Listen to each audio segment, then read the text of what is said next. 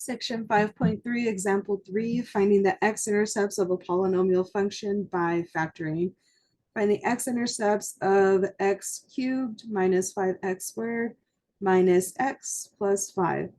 So factoring, they're telling us we can factor. So hopefully we can. Let's see if we can maybe factor by grouping. So 0 is what we're trying to find. So where the function is equal to 0. So we set our function equal to 0. And let's see if we can maybe factor by grouping, see if that one works out.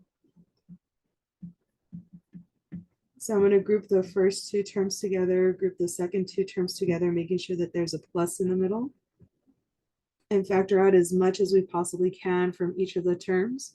So here it looks like I can factor out an x squared, and that leaves us with x minus 5.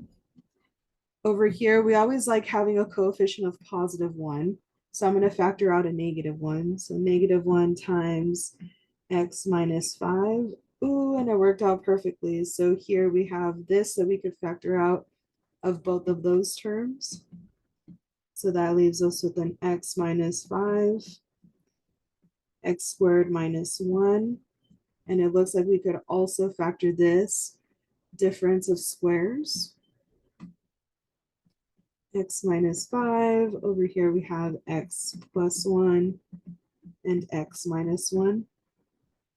All of these are going to be equal to 0. So this entire thing here is equal to 0 when each of these individually are equal to 0. So we have our x minus 5 equals 0. We have our x plus 1 equals 0. We have our x minus 1 equals 0. So plus 5, we have x is equal to 5. Minus 1, x is equal to -1.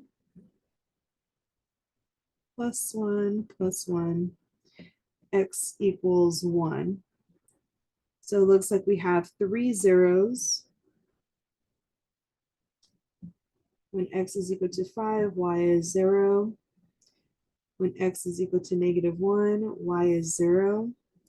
And when x is equal to +1, y is 0. And those are our 3 solutions for this polynomial function. If you have any questions, please feel free to ask. Otherwise, bye.